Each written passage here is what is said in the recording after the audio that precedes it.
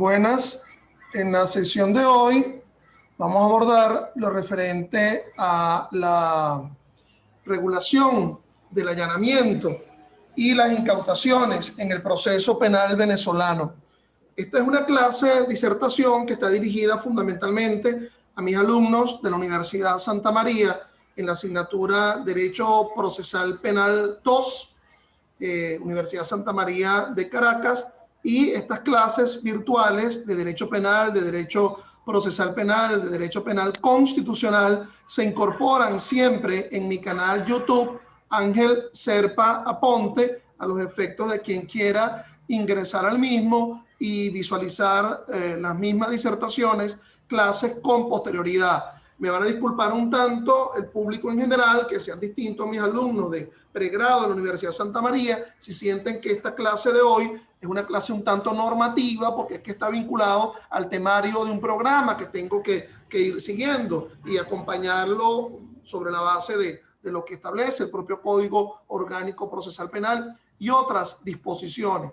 Debo advertir que al terminar esta sesión nos vamos a reincorporar, porque creo que la sesión es muy larga, nos vamos a reincorporar con posterioridad con las mismas coordenadas, ¿ok? Con las mismas coordenadas que ya tienen ustedes. Bueno, entonces, lo vinculado pues al código, al allanamiento, a las inspecciones en el Código Orgánico Procesal Penal, forma parte de lo que habíamos iniciado en la pasada sesión, que era lo que aludía a la obtención de la prueba, lo que forma parte del llamado régimen probatorio, que está regulado en el Código Orgánico Procesal Penal a partir de lo que se establece en los artículos 181 y siguientes del Código Orgánico Procesal Penal. Entonces, recordemos que en la sesión pasada habíamos abordado los llamados principios de la prueba, ese principio de libertad, el principio de licitud, el tema de la obtención de determinados medios de prueba, el tema del principio de legalidad probatorio, ese que se ubica en el artículo 183 del Código Orgánico Procesal Penal, lo que estaba vinculado al mandato de conducción, a la llamada prueba anticipada y a los exhortos o cartas rogatorias, que está siempre vinculado al ámbito de lo probatorio en el proceso penal venezolano. Entonces, bueno, tratando de volver a ubicarnos pues en esa perspectiva de lo que conforme al temario de la asignatura, conforme a lo que establece dicho temario en frente al tema de la prueba, bueno, nos restaría por abordar aspectos de la sesión pasada que atiende al tema de ese llamado exhorto o carta rogatoria, ¿ok? Esto que lo regula pues el Código Orgánico Procesal Penal en el artículo 185. Es decir, para ubicarme en un contexto, para reubicar la explicación de lo que había sido anteriormente explicado, es que Venezuela, a través de sus tribunales, a través de su fiscalía, va a prestar colaboración a eso, a un exhorto, una rogatoria que le hace un tribunal penal internacional sobre el ámbito, sobre un tema obviamente vinculado a esa materia penal. Eso pudiera ser frente al tema de la declaración de un testigo, de la declaración de un experto, de la obtención de un determinado documento que se encuentre en el ámbito nacional. Entonces, el mecanismo que plantea el Código Orgánico Procesal Penal y otras leyes vinculadas a algunas otras resoluciones ministeriales vinculadas al respecto, es que eso se canaliza a través del Ministerio Público. Entonces, el Ministerio Público, ¿verdad? Y la Cancillería, el Ministerio de Relaciones Exteriores, como órganos que van a estar vinculados al tema del exhorto o carta rogatoria. Entonces, pero quien lo iría a practicar sería los tribunales. Entonces, bueno, el tema del exhorto está siendo ubicado en dos normas del Código Orgánico Procesal Penal. En primer lugar, nos los encontramos dentro de esa normativa extensa, el artículo 111 del COP, que establece las atribuciones del Ministerio Público, que se vincula también a lo que establece la propia ley orgánica del Ministerio Público. Bueno, entonces ese 111 en su numeral 17 nos dice que le corresponde al Ministerio Público solicitar y ejecutar exhortos, H en el medio, cartas rogatorias, solicitudes de asistencia mutua en materia penal en coordinación con el ministerio de su competencia, que sería el Ministerio de Relaciones Exteriores. Hay problemas puntuales bien claros que podrían estar frente a esto. Imaginémonos que nos encontramos con un problema de extradición, la llamada extradición activa. Venezuela es la que está requiriendo en extradición a alguien que ha cometido un delito acá, pero que se encuentra en el extranjero. Y entonces, nada menos y nada más, el defensor de ese que se está solicitando en extradición, que se encuentra en el extranjero, bueno, ese defensor está en Venezuela. Pero ¿cómo haríamos para nombrar a ese defensor si tendríamos que nombrarlo a partir de la presencia del defendible, el que se encuentra en el extranjero, en el ámbito nacional, aparecerse ante un tribunal y nombrar a alguien como defensor? ¿Cómo lo podría hacer si se encuentra en el extranjero? Más bien, la labor de defensa de su defensor en el ámbito nacional es realizar todo lo posible ante los tribunales para que no se posibilite, para que no se ejecute esa extradición. Es decir, para que defendiéndolo en el ámbito nacional de alguna forma obstaculice que se ejecute la extradición, la traída de ese ciudadano que se encuentra en el extranjero. Ahorita esto debe ser algo muy normal, muy recurrente. Bueno, si se habla de 5 o 6 millones de venezolanos que se encuentran en el extranjero, bueno, muchos de ustedes, los que me están viendo ahorita, alumnos de la Universidad de Santa María, se encuentran en el extranjero, pero yo sé que ustedes son gente absolutamente decente, que no han cometido ningún tipo de delito ni lo están solicitando en extradición. Bueno, ¿qué manera más que hacerlo a través del exhorto o carta rogatoria? Entonces, bueno, esa manifestación de voluntad que haría el extraditable en el extranjero, indicando que él desea nombrar a ese abogado que se encuentra en Venezuela, bueno, lo hace ante ese tribunal extranjero bueno, lo solicita ante su cancillería, la cancillería lo solicita en el ámbito nacional, y entonces en el ámbito nacional esto se tramita a través del Ministerio Público para que se solicite ante un tribunal de control, ¿verdad?, que ese que es nombrado, ese abogado que es nombrado por extraditable que se encuentra en el extranjero, bueno, acuda ante ese tribunal de control, manifieste su voluntad de aceptar la defensa y jure como defensor, y así él pueda ir tramitando las actividades de defensa, bien sea ante el tribunal de control o bien sea ante la sala de casación penal del Ministerio Público, que es quien en definitiva tramita el tema de la extradición, ¿verdad? Tanto del ámbito de la llamada extradición activa como en el ámbito de la extradición pasiva.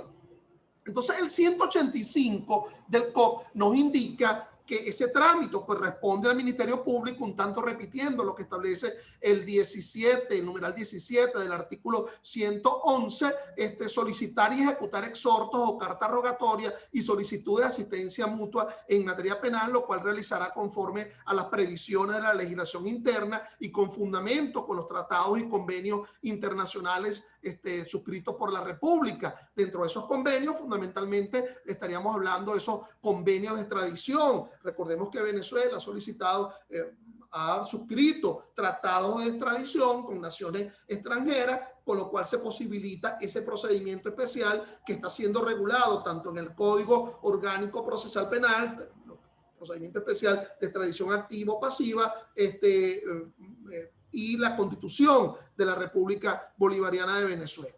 Bueno, ello como tema que había quedado un tanto en el tintero de la sesión anterior.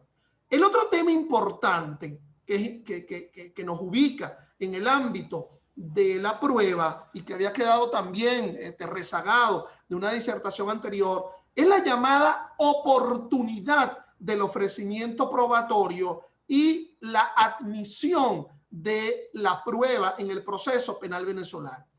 Yo te manifestaba, y te lo reitero ahora, que yo cuando estoy abordando el tema de la prueba en estas disertaciones, solo me voy a circunscribir con la prueba del llamado hecho objeto del proceso. No voy a estar vinculado a la probanza de cualquier otra incidencia en dicho proceso, como por ejemplo la prueba de los recursos, como por ejemplo la prueba de las excepciones, la prueba de las solicitudes de nulidad, sino me estoy abordando exclusivamente lo vinculado a la prueba del hecho objeto del proceso, es decir, del delito que alguien acusa, que el Ministerio Público acusa o la víctima acusa por la acusación particular propia, y que ese delito, bueno, va a ser admitido o no en la audiencia preliminar y va a estar presente en el auto de apertura a juicio, delito que tiene que ser probado en el juicio oral y público. Y por lo tanto, obviamente, el tema de la oportunidad del ofrecimiento probatorio y de la admisión de la prueba es un tema importantísimo en el ámbito del proceso penal venezolano. ¿Por qué? Porque es que no hay una sola oportunidad de ofrecimiento probatorio, ni hay una sola oportunidad de admisión de la prueba. Hay como 7, 8 oportunidades de ofrecimiento probatorio y de admisión de la prueba, lo cual está muy vinculado a lo que establece la propia Constitución, porque la Constitución en el artículo 49.1, cuando habla de el debido proceso, del llamado derecho a la defensa, y formando parte del llamado derecho a la defensa, que es el numeral primero del artículo 49, se nos dice el llamado conocimiento oportuno de la prueba de cargo, es decir, la prueba que obra en contra del procesado, pero también permitirse la posibilidad de la prueba de descargo, es decir, la prueba con la cual se defiende ese sindicado. Entonces, bueno, obviamente que aquí lo importante es que visualicemos, que ustedes visualicen la grafía, pues, del periodo intermedio del proceso penal venezolano y de la fase de juicio del proceso penal venezolano. A forma somera, porque yo creo que esta clase va a ser enfocada de forma individual. Nos encontramos hacia un periodo intermedio del proceso penal. Como ustedes están viendo acá, aquí está la audiencia de imputación con esa triple finalidad de la audiencia de imputación, es decir, si se acepta la imputación que va a asumir el fiscal del Ministerio Público por lo que establece el artículo, la sentencia 537 del 12 de julio del 17 de la Sala Constitucional, es allí donde se iría a imputar a ese sindicado, bien sea porque ha sido encontrado en la comisión flagrante de un hecho ilícito, o bien sea que alguien se ha presentado una querella y se ha admitido esa querella, o esto se inició por el proceso, por la forma oficiosa, y se ha determinado que reúne las características para ser imputado dentro de una audiencia de aló. Estoy ahorita en una clase virtual. Entonces, si es posible que esta persona sea imputada en la audiencia de imputación. Esa audiencia de imputación va a conceder también, además de afirmar si se otorga la condición de imputado o no, una finalidad cautelar, el dictado o bien sea de la medida privativa o de la medida cautelar sustitutiva, y el tipo de procedimiento que se va a iniciar, si es el procedimiento ordinario o el procedimiento especial. Ya te he dicho en otras de estas disertaciones que esto configura la fase preparatoria y que la fase preparatoria es finita, tiene que terminar, no puede ser infinita. Entonces, de alguna forma, estos serían los 3 actos conclusivos de dicha fase preparatoria, el llamado archivo fiscal, el decreto de archivo fiscal por parte del fiscal, porque existe la probabilidad de encontrar prueba, pero en este momento no se tiene, y por lo tanto se archiva la causa. El sobreseimiento, que conforma un convencimiento negativo por parte del fiscal del Ministerio Público. El fiscal del Ministerio Público no está convencido de la necesidad de acusar a alguien, no tiene un convencimiento positivo, las causales de sobreseimiento, o presenta la acusación. Esa acusación, la llamada acusación pública, aquí estaríamos hablando de la primera oportunidad para ese ofrecimiento probatorio. ese ofrecimiento probatorio que presenta el fiscal del Ministerio Público, conforme lo establece el artículo 308 del COP, que va a ser en la acusación pública. Esa acusación pública va a contener los elementos de convicción, los que han convencido al fiscal, pero también contendrá en la oferta de prueba, con las pruebas con las cuales se pretende convencer a otro, que sería el juez. Entonces, esta, a grosso modo, sería la primera oportunidad de ese ofrecimiento probatorio en la acusación pública. Pero esa acusación pública va a ser notificada a la parte, por ejemplo, en la defensa. Entonces el defendible podrá oponer su escrito de excepciones. Ese escrito de excepciones con la cual se pretende atacar la acusación. Bueno, esa sería una especie de segunda oportunidad, porque el defendible pudiera ofertar su prueba, la prueba de descargo, en el escrito de excepciones. Se supone que se ataca con la excepción la acusación, pero las opciones son 50 y 50 o más, es decir, la posibilidad de que no se acepten las excepciones y lo que se acepte es la acusación. Y entonces, ¿para cuándo podría ofertar su prueba el defendible? Entonces lo hace en el escrito de excepciones. Habría una tercera oportunidad que sería en la llamada acusación particular propia. Esa fijación de la audiencia preliminar al presentarse la acusación pública, se notifica a la víctima y la víctima puede presentar su acusación particular propia, bien sea porque difiere de la calificación jurídica del hecho que le da el fiscal o porque tiene sus propios sujetos de prueba distintos a los sujetos de prueba que está presentando el fiscal del Ministerio Público. Entonces, esa sería como una especie de tercera oportunidad. La primera en la acusación pública, la segunda en el escrito de excepciones, la prueba que estaría de descargo, que estaría ofertando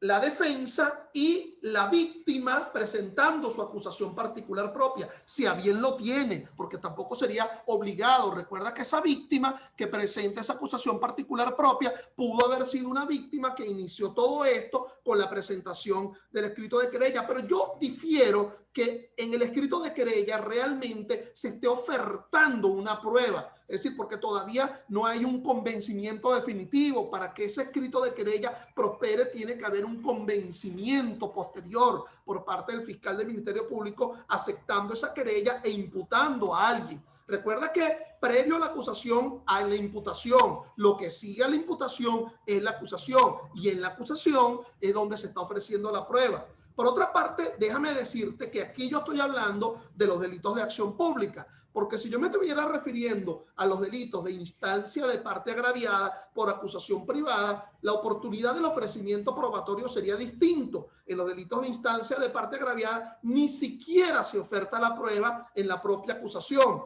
sino que cuando se convoca a la llamada audiencia de conciliación, es allí donde el acusador privado puede presentar, puede ofertar su prueba. Pero volvamos al tema del procedimiento ordinario, que es el que nos está ocupando, el que a través del cual se tramita el 99,9% de los delitos, siendo que también pueden haber delitos menos graves que no superen a los 8 años en su límite máximo, y allí no hay mayor diferencia, porque en ese procedimiento especial por delito menos grave, de igual forma, la primera oportunidad del ofrecimiento de la prueba sería en la acusación, la segunda forma sería en el escrito de excepciones, la llamada prueba de descargo. Pero puede ser que la defensa no oferte ningún tipo de prueba, lo cual sería muy malo que la defensa en el escrito de excepciones al comienzo esté ofreciendo prueba, porque si está ofreciendo prueba al comienzo del escrito de excepciones, lo que está queriendo decir es que él considera que se debe aperturar el auto de apertura, que se debe dictar el auto de apertura a juicio, y que esas pruebas van a ser conocidas en el juicio. No, en el escrito de excepciones lo primero que yo pretendo atacar es la acusación para que no prospere esa acusación, y por lo tanto, en lugar de dictarse el auto de apertura, se dicte el sobreseimiento. Entonces, fíjate, aquí esta sería la primera en la acusación pública, la segunda sería en el escrito de excepciones, la tercera sería en la acusación particular propia. Ello va a conllevar a la realización de la fijación de la audiencia preliminar. Pero mira lo que está por aquí, la prueba es nueva. Esa sería como una cuarta oportunidad de ofrecimiento probatorio. ¿Qué pasa con esa prueba nueva? Es una prueba de la cual se conoce después que se haya presentado la acusación particular propia. Entonces, el fiscal del Ministerio Público conoce esa prueba con posterioridad a la presentación de la acusación. Es decir, el resultado de la experticia no se tenía en esos 45 días a partir de la privación de la libertad, que fue cuando se presenta la acusación pública. Pero también se puede presentar una acusación pública por habiéndose dictado una medida cautelar sustitutiva, los lapsos, los términos que establece el 295, 296 del COP en los delitos de acción pública. Entonces, es una prueba nueva que se obtuvo el conocimiento de ella, la resulta de la experticia, ese testigo que no se sabía de su existencia y que viene después que se presenta la acusación pública. Entonces, esta prueba nueva sería entre la presentación de la acusación pública y la audiencia preliminar. Entonces, mis estimados, tanto las pruebas ofertadas en la acusación pública como en el escrito de excepciones, como en la acusación particular propia, como en la prueba nueva, ¿dónde se va a admitir? Bueno, se va a admitir acá, en la audiencia preliminar. Entonces ya estaríamos enfocando 4 oportunidades de ofrecimiento probatorio, ¿ok? Y dónde, en qué momento procesal sería admisible, que sería en la audiencia preliminar.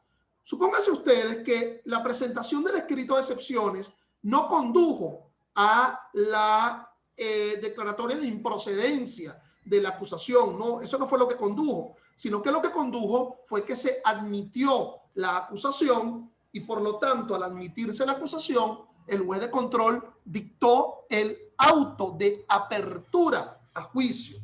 Al dictar el auto de apertura a juicio, bueno, obviamente no hace falta mucha ciencia al respecto, como podría decir alguien. Si es el auto de apertura a juicio, ya estaríamos en presencia de otra fase, que es la fase del juicio oral y público, que la tienen ustedes acá, ¿ok? Entonces, el auto de apertura a juicio haría nacer la fase del juicio oral y público. Se supone que ese auto de apertura a juicio va a conducir a la fijación del juicio oral y público. A la finalización de ese juicio oral y público se iría a dictar una sentencia que puede ser condenatoria o puede ser absolutoria o puede ser de sobreseimiento. Pero veamos que en esa fase de juicio pueden darse actuaciones anteriores a al propio juicio oral y público, actuaciones de las partes que se realizan en la fase de juicio, pero que son anteriores a el inicio del juicio oral y público. ¿Ok? Entonces, fíjense que una de esas actuaciones que se puede dar antes del inicio del juicio oral y público, como lo tienen en la grafía, es el ofrecimiento de pruebas complementarias, que está descrita en el artículo 326 del Código Orgánico Procesal Penal. A ver, me explico. Estas pruebas complementarias son aquellas pruebas que se conocen después que se dictó el auto de apertura a juicio y antes de que se inicie el juicio oral y público. No la confundas, por favor, con la prueba nueva, esa que te hablé, que se conoce desde la presentación de la acusación y antes de la audiencia preliminar. No, aquí en el caso de la prueba complementaria ya se ha dictado un auto de apertura a juicio, pero todavía no se ha iniciado el juicio oral y público. Y esas pruebas complementarias se conocen con posterioridad a ese dictado del auto de apertura a juicio, como lo regula el artículo 326 del Código Orgánico Procesal Penal. Obviamente yo aquí estoy resumiendo a grosso modo, porque yo no estoy aquí hablando de una fase del juicio oral y público. Aquí yo lo que estoy es exponiendo el tema de un temario en una universidad donde imparto pregrado que me pide el tema del ofrecimiento y las oportunidades de admisión de las pruebas en el proceso penal venezolano. Supónganse ustedes entonces que se inicia el juicio oral y público. Si se inicia el juicio oral y público, antes del dicho inicio se da lo que se denominan los incidentes o incidencias, que está regulada en el artículo 329 del Código Orgánico Procesal Penal. ¿Por qué es importante? Porque estas pruebas complementarias que las partes conocieron, ¿quiénes serían las partes?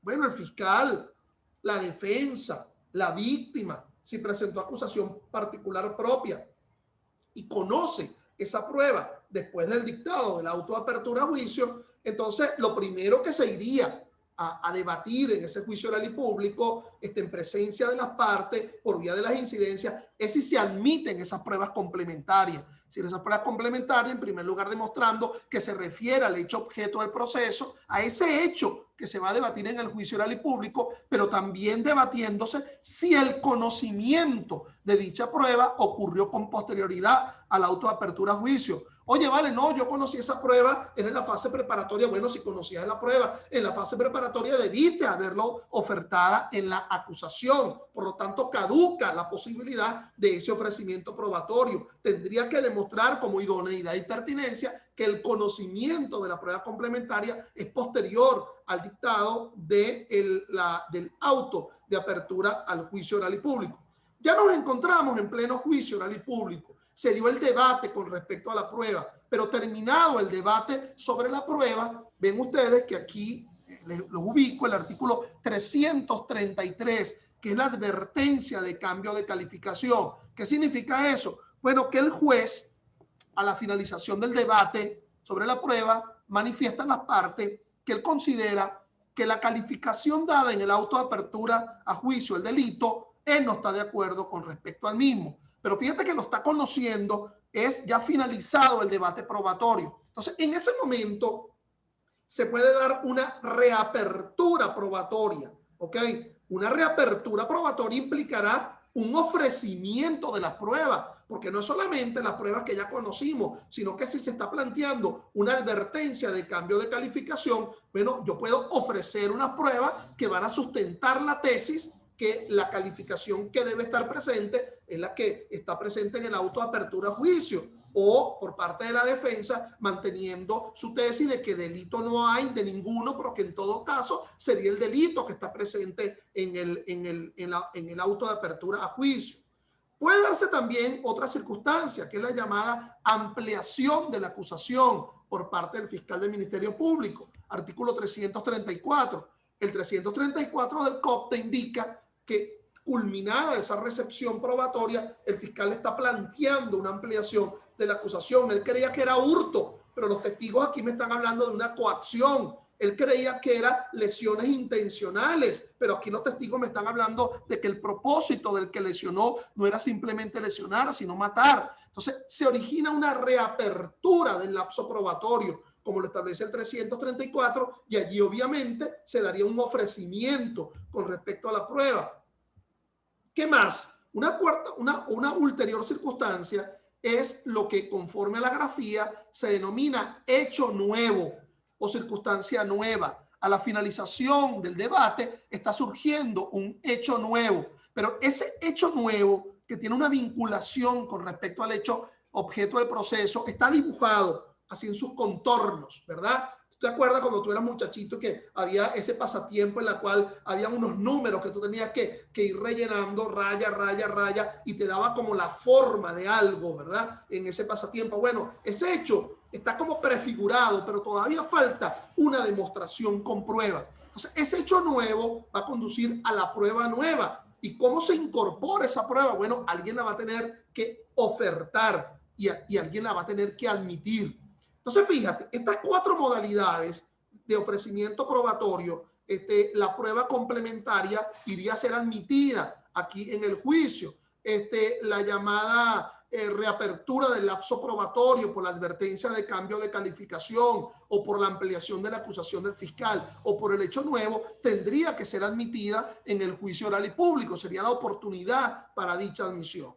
Entonces, mis estimados, para hacerte un poco más llevadero, ¿verdad? Más gráfico la explicación, yo te diría que, por un lado, dentro de esta tabla están las ofertas probatorias, cuando se ofertan esa prueba del llamado hecho objeto del proceso. Recuerda, lo reitero, del hecho que es acusado y que requiere su probanza, en principio, en el juicio oral y público, a menos que se haya dado la admisión de los hechos en audiencia preliminar por parte del acusado y ya nada tiene que ser probado porque ya él admitió los hechos y esto va a derivar una sentencia condenatoria.